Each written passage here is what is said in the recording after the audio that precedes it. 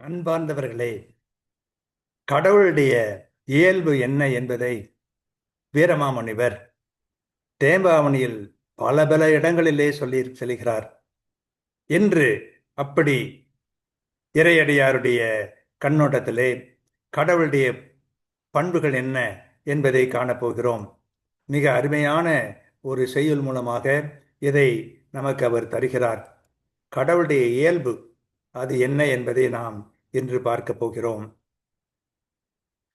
பொருள் கொண்டு எவையும் ஆக்கினன் அப்பொருளில் குன்றா புகுந்துளன் ஆய் மருள் கொண்டு அவைகொள் மாறும் இலா வைரக் குன்றின் நிலை கொண்டோன் அருள் கொண்டவர்க்கு அல்லால் உண்டோ ஆவல் கொண்ட உயிர்க்கு நிலை சுருள் கொண்டு அலை நீர் சூழ்ந்த புவி சூழ்ந்தாள் என்றான் பூந்துசத்தான் என்று ஈரரம்பொருத்து படலத்திலே இந்த அருமையான செயல் வருகின்றது. இதனுடைய பொருள் என்ன? மலர்கொடியை உடைய சூசை மரியாவை நோக்கி ஒரு குறிக்கோள் கொண்டு பொருள்கள் எல்லாவற்றையும் படைத்தவனாய் அப்பொருள்களிலே குறையாது புகுந்து நின்றவன் நிறைந்தவனுமாகி அப்பொருள்கள் மயக்கம் கொண்டு அடையும் மாறுதல் தனக்கு இல்லாதவனுமாய் வைர மலை போல் என்று உறுதியாய் நிலை கொண்ட ஆண்டவனின் அருள் கொண்டவருக்கே உறுதி நிலை உண்டு. அல்லாமல் சுழன்று கொண்டு அலை அடிக்கும் கடல் சூழ்ந்த உலகில் எங்கும் தேடி அலைந்தாலும் ஆசை கொண்ட மானிடர் உயிருக்கு உறுதி நிலையாக வேறொன்றும் அமைவது உண்டோ என்றான்.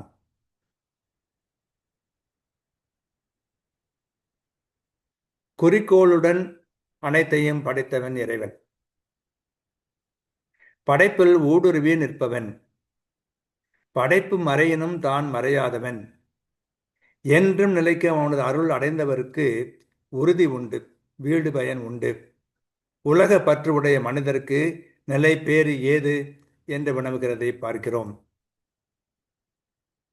பொருள் கொண்டு எவையும் ஆக்கின் அப்பொருளில் குன்றா புகுந்துளனாய் மருள் கொண்டு அவைகொள் மாறுமிலா வைர குன்றின் நிலை கொண்டோன் அருள் கொண்டவர்க்கு அல்லால் உண்டோ ஆவல் கொண்ட உயிர்க்கு நிலை சுருள் கொண்ட அலை நீர் சூழ்ந்த புவி சூழ்ந்தாள் என்றான் பூந்துசத்தான். வீரமாமுனிவர், நான் பொதுவாக இந்த செய்யுளுக்கு பொருள் என்ன என்று மட்டும் சொல்லிக் கொண்டிருக்கிறேன். இன்று மட்டும் ஒரு இலக்கிய நயம் உங்களோடு பகிர்ந்து கொள்ளலாம் என்று நினைக்கின்றேன். முதல் அடியிலே பொருள் பொருள் என்று 2 தடவை அந்த சொல் வருகிறது. முதலாவது பொருள் என்று சொன்னால் குறிக்கோள், அர்த்தமுள்ள ஒன்று.